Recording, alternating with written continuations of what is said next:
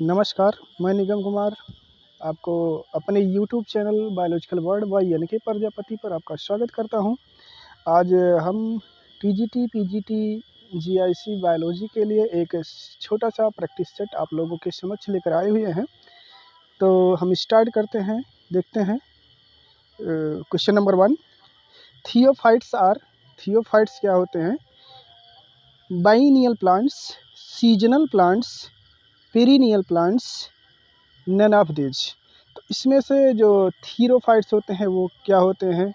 द्विवर्षीय पौधे होते हैं, सीजनल प्लांट्स होते हैं जिसको हम मौसमी पौधे बोलते हैं, पेरिनियल प्लांट्स होते हैं मीन्स बहुवर्षीय पौधे होते हैं, नन ऑफ दीज इसमें से कोई नहीं।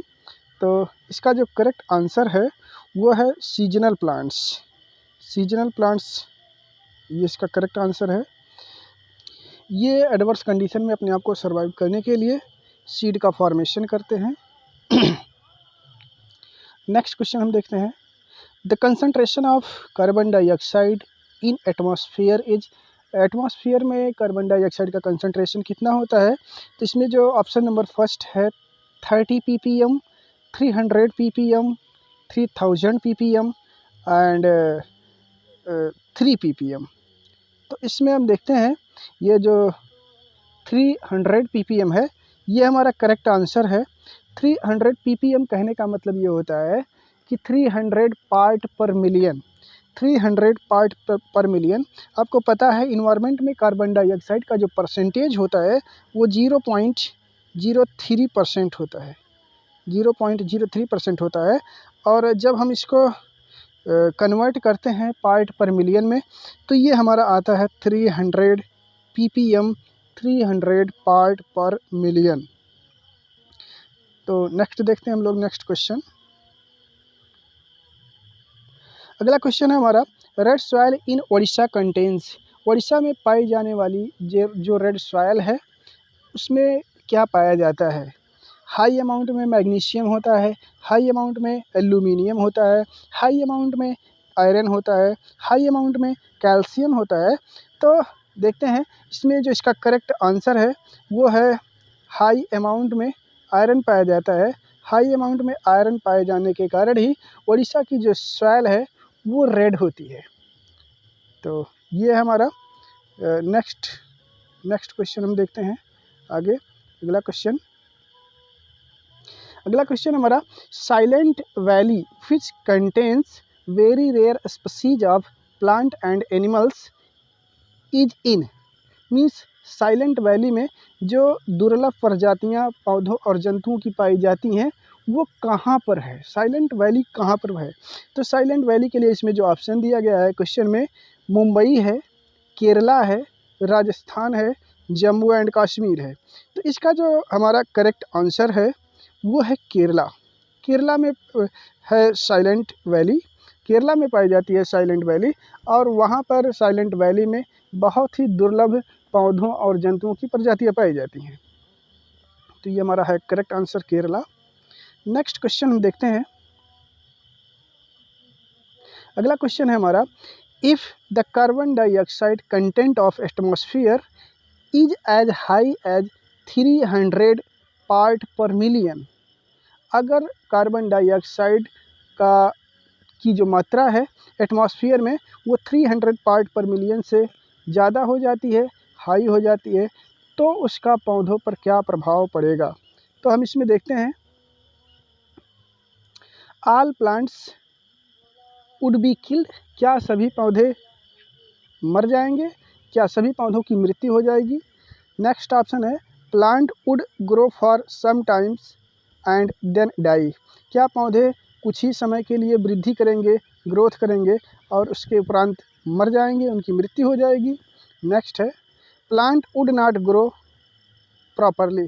क्या पौधे पूर्ण रूप से विकास नहीं करेंगे? क्या पौधों का प्रॉपरली विकास नहीं होगा? Next, the plants would thrive well. क्या पौधे पूर्ण रूप से वृद्धि करेंगे, अच्छे से उनमें ग्रोथ होगा, कोई दिक्कत नहीं होगी, किसी प्रकार की कोई समस्या नहीं होगी? तो इसका जो करेक्ट आंसर है वो करेक्ट आंसर डी है, जिसमें ये कहा जा रहा है कि the plants would thrive well. Means पौधों के वृद्धि और विकास पर किसी प्रकार का कोई भी प्रभाव नहीं पड़ने वाला है, क्योंकि आपको पहले से पता है कि जो कार्बन डाइऑक्साइड का परसेंटेज है एटमॉस्फेयर में, अभी हमने पिछले क्वेश्चन में बताया था 0.03% है, 0.03% है। और जब हम इसको पार्ट पर मिलियन यानी ppm में कन्वर्ट करते हैं तो ये 300 ppm हो जाता है, 300 ppm हो जाता है।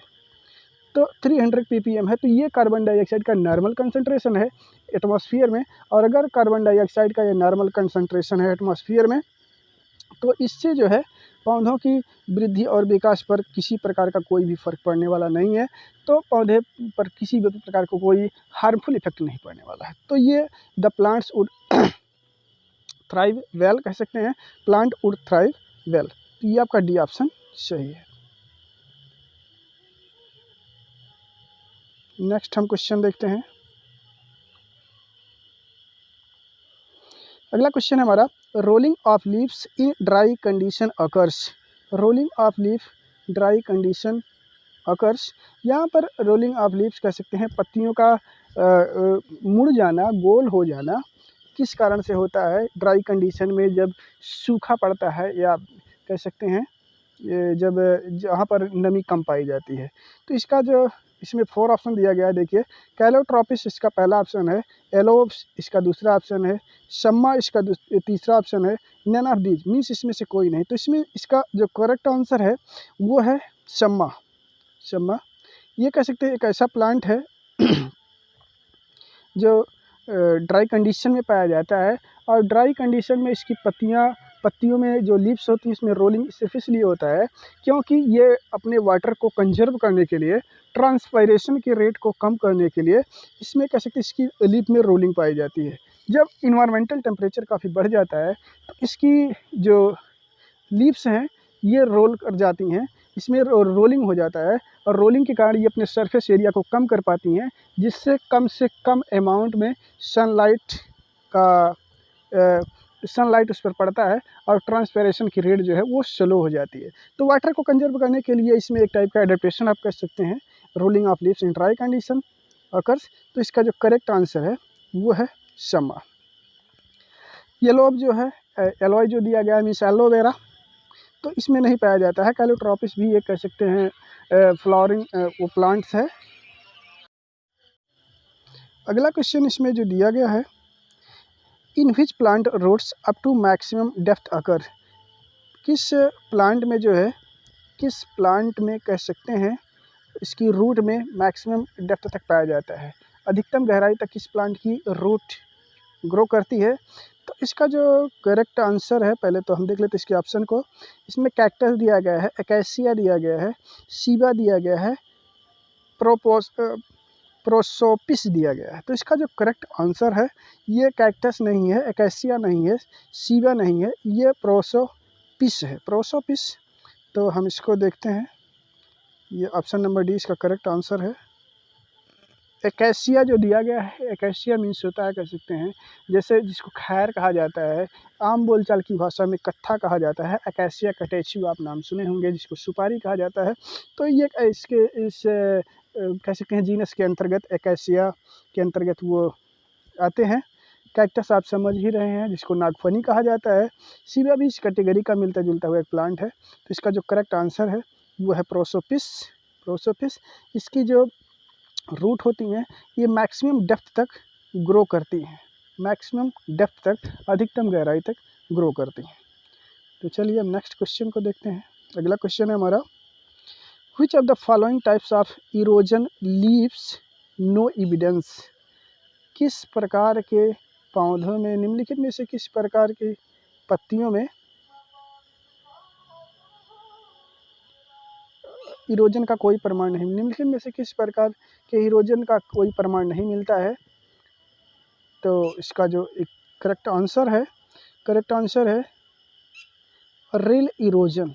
रिल इरोजन इसका जो करेक्ट आंसर है वो है रिल इरोजन। सीट इरोजन क्या होता है? सीट इरोजन भी कह सकते हैं, गली इरोजन ये भी है एक टाइप का, लेकिन रिल इरोजन में जो होता है ये कह सकते हैं आप इसका कोई एविडेंस नहीं होता है इरोजन का। तो आज के इस सेक्शन में हम बस इतना ही देखते हैं। नेक्स्ट सेक्शन में और क्वेश्चन के साथ हम आप लोगों से मुलाकात करेंगे।